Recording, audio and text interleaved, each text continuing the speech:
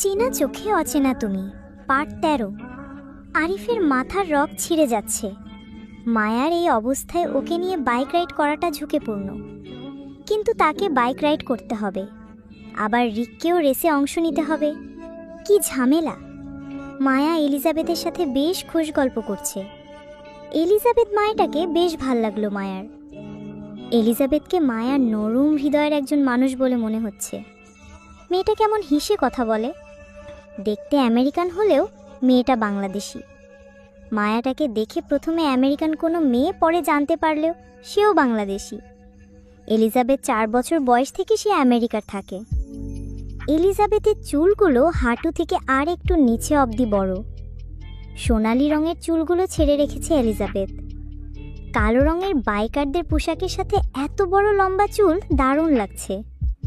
মায়া এলিজাবেথের দিকে তাকিয়েছিল। তার লক্ষ্য করে এলিজাবেথ মুচকি হাসল। মেয়েটার হাসিতেও কত মায়া। এলিজাবেথের চুলগুলো সোনালি রং। মায়ের কাছে এলিজাবেথকে রূপাঞ্জলের মতো লাগছে। শুধু ড্রেসটা রূপাঞ্জলের মতো পরলেই একদম পারফেক্ট রূপাঞ্জল। এলিজাবেথ, এভাবে তাকিয়ে আছো কেন? মায়া লাজুক হেসে উত্তর দেয়, তুমি অনেক সুন্দর আপু, বিশেষ করে তোমার চুলগুলো। মাশাআল্লাহ, আমার মনে হয় তুমি আমার চেয়ে বেশি সুন্দর। মানুষের বাহিরের সৌন্দর্য থেকে ভেতরের সৌন্দর্যটাই প্রধান, যেটা হয়তো আমার নেই। বাহিরের সৌন্দর্যটুকু দিয়ে আমি কি করব? এটা তো শুধু ছেলেদের আকৃষ্ট করতে কাজে লাগে, এছাড়া এর কোনো ভালো গুণাগুণ নেই। নারীদের এই রূপ তাদের ধ্বংসের কারণ, মানো? এলিজাবেথ মায়ার কথাগুলো মুগ্ধ হয়ে শুনছিল। মেয়েটা দারুণ সুন্দর কথা বলে। মায়া মাথা নাড়িয়ে সম্মতি জানায়, মানি। এলিজাবেথ মায়ের গাল টেনে বাচ্চাদের মতো আদর করে বলে, তোমাকে আমার ইনোসেন্ট গার্ল মনে হচ্ছে। সামনে যাই থাকুক না কেন, সেটা নিয়ে ঘাবড়িও না। যদি নিজের ভেতরের সাহসটুকু ধরে রাখতে পারো, তাহলে অনেক কিছু জানতে পারবে। অন্তত মরতে হবে না তোমাকে। আরিফ তোমাকে এখানে এনে ভুল করেছে। ওর নিজের উপরে যাওয়ার টিকিট অলরেডি কাটার সাথে তোমারও কাটছে। এলিজাবেথের শেষ কথাগুলোর অর্থ মায়া হয়তো বুঝলো, আবার বুঝলও না। আপাতত না বোঝাটাই ভালো। সামনে দেখা যাক কি হয়। মৃত্যু তো সবারই নিশ্চিত, সেটা নিয়ে এখনই ভয় পেলে চলবে? মরবে তো এ দলের লোক, সাথে ও দলের লোক। মাঝখানে হয়তো কিছু প্রাণ বেঁচে যাবে, তবে কারা বাঁচবে এখন সেটাই দেখার পালা। আরিফ ও রিক নিজেদের বাইকের সাথে হেলান দিয়ে দাঁড়িয়ে ভাবছিল কি করা যায়। এর মাঝে সেখানে উপস্থিত হয় জ্যাক, সাথে তার সাঙ্গপাঙ্গ, এক কথায় চামচা। আরিফের জ্যাকের মুখটাও দেখতে ইচ্ছে করছে না। এরকম জানোয়ারদের মুখ কারো দেখতে ভালো লাগে? আরিফ অন্যদিকে একবার মুখ ফিরিয়ে আবার জ্যাকের দিকে তাকালো। রিকের জ্যাকের দিকে তাকানোর রুচি হলো না, তাই সে নিজের ফোনের স্ক্রিনে নজর দিল। জ্যাক লম্বায় আরিফের সমান, দুজন মুখোমুখি দাঁড়িয়ে। জ্যাক আরিফকে হাতে ইশারায় হাই দিয়ে বলে, হেই বেস্টু, হোয়াটসঅ্যাপ ডার্লিং। তোমাকে এই কয়দিন খুব মিস করেছি।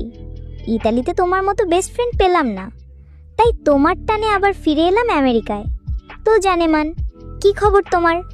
শুনলাম তুমি নাকি বিয়ে করেছ। তা আমাদের ভুয়া প্রফেসরের টাকার অভাব পড়ল নাকি? কাউকে বিয়ের দাওয়াতই দিতে পারল না। টাকা লাগলো আমাকে বলতা, আমি দিতাম। তবুও আমাদের তোমার বিয়ের মিষ্টিটা খাওয়াতে। শুনলাম বউকেও নাকি সাথে নিয়ে এসেছো। তা দেবরের সাথে ভাবির পরিচয় করাবে না? ভয় নেই, পরকীয়া করব না। আমার বেস্ট ফ্রেন্ডের বউ বলে কথা, তার সাথে কি পরকীয়া করা যায়? তোরাই বল। যাকে সাথে আসা চামচাগুলো একসাথে বলে উঠল, নো নো। জাকের কথায় আরিফের রক্ত ফুটতে থাকে রাগে। জোয়ার জোয়ার করে তাকিয়ে থাকে জাকের দিকে। দাঁতে দাঁত পিষে বলে, জ্যাক দূরে যা, অযথা ঝামেলা করিস না। কেন ভয় লাগছে দোস্ত? ভয় লাগছে? তোদের মতো কুত্তাদের বাঘ দেখলে তো ভয় লাগবেই। জাকের এমন কথার উত্তরে রিক বাঁকা হেসে বলে, বাঘ একা চলে, আর কুত্তা তোর মধ্যে দলবল নিয়ে চলে? তাহলে আসল কুত্তা আর বাঘকে? জ্যাক তার চামচাগুলোর দিকে তাকিয়ে বলে, যার বাপ মা ঠিক নাই সে আবার কথা বলে। জ্যাক খবরদার, বাবা মা নিয়ে কথা বলবি না। ও গড, ভয় পাইছি, অনেক ভয় পাইছি। রিক ভাই, আমাদের মাফ করে দিবেন, আমরা অনেক বড় ভুল করে ফেলছি আপনার বাবা মায়ের ঠিক নাই বলে। আসলে তো আপনার বাপের ঠিক আছে, কিন্তু আপনি তো আপনার বাপের জারজ সন্তান। রিকের রাগে গা জ্বলছে, কিন্তু কিছু বলতে পারছে না। মনে চাচ্ছে জ্যাককে এখানে জিন্দা কবর দিতে, কিন্তু চাইলেও সব সময় সবকিছু করা যায় না। এই রেস কোনো সাধারণ রেস না, এখানে চাইলেও কেউ রেস বাদ দিতে পারবে না। আর রিক জ্যাককে কিছু করছে না, এর কারণ হলো রেসের স্পটে কারে গায়ে হাত দেয়া নিষেধ। কেউ রেসের স্পটে মারামারি করলে সেটা বড় পর্যায়ে ঝামেলা হয়। এমনিতে গত সপ্তাহের রেসে আরিফ একজন রেসারের গায়ে হাত তুলেছিল, সেটার ঝামেলা এখনও ঠিক হয়নি। আবার রেস টাইমে রিক জ্যাককে মেরে নতুন ঝামেলা তৈরি করতে চাচ্ছে না। রিক যথাসম্ভব নিজের রাগকে নিয়ন্ত্রণে রাখছে। রাগ উঠলে সে এই ছাতার নিয়ম মানবে না।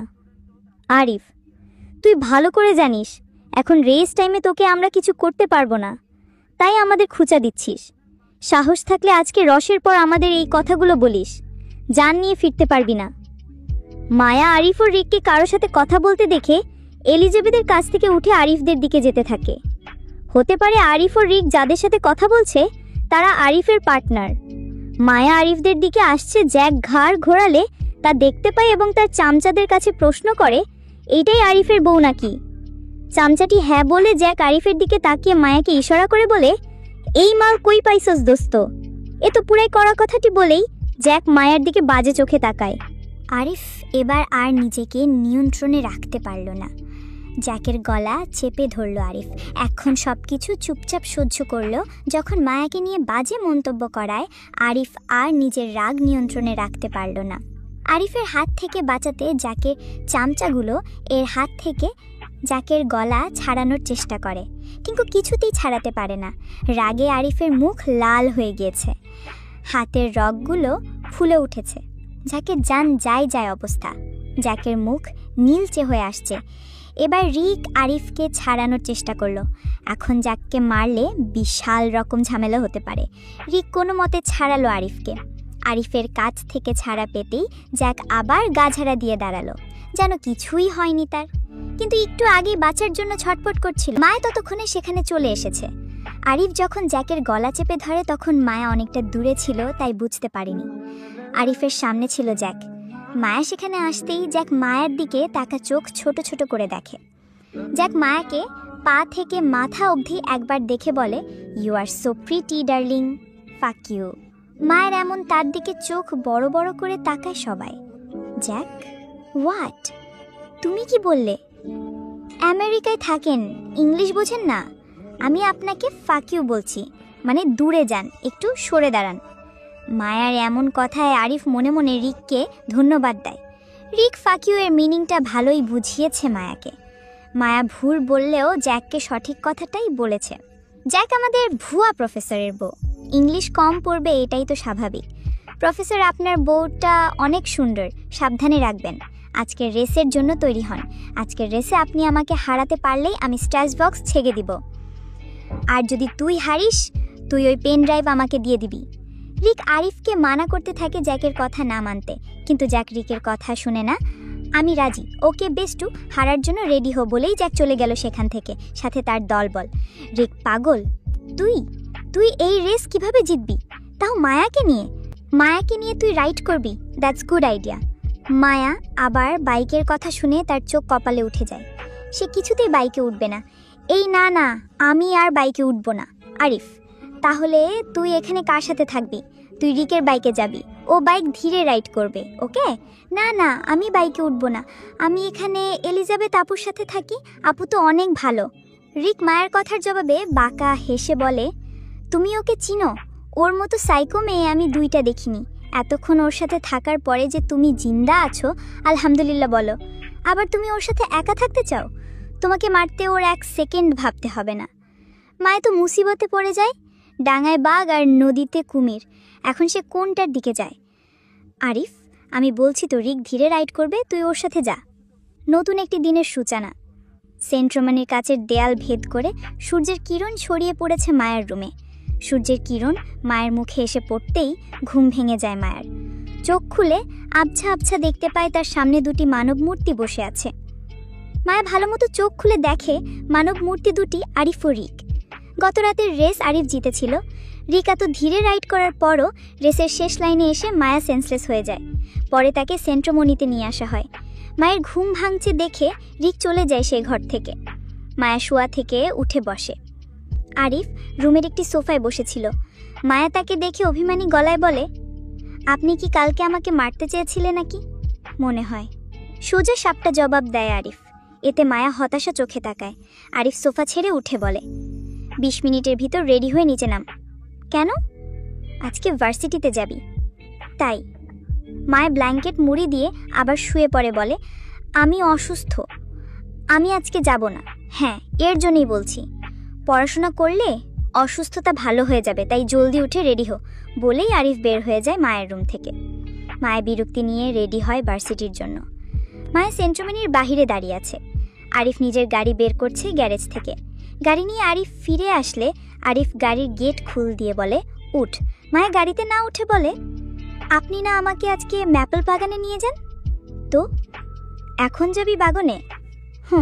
আমাকে নিয়ে চলুন, এখন না পরে, প্লিজ। এখন নো, প্লিজ। আরিফ আর মানা করতে পারল না। মায়াকে নিয়ে সেন্ট্রোমনির পিছনের ম্যাপল বাগানে নিয়ে আসলো। ম্যাপল বাগানে এসে মায়া বেজায় খুশি। পরে থাকা ম্যাপল পাতাগুলো হাতে নিয়ে দেখছে। অনেকটা সময় পার হওয়ার পরে আরিফ মায়াকে যাওয়ার জন্য তাড়া দেয়। মায়া চল, এখন আর 1 মিনিট। মায়া নিজের ফোন বের করে, ম্যাপল বাগানের একটি ছবি তোলে। এরপর উঠে দাঁড়ায় আরিফের বরাবর। তাদের ঠিক উপরে একটা ম্যাপল পাতা পড়ছিল। মায়া সেটা ধরার আগেই আরিফ সেটা ধরে ফেলে। Subscribe our channel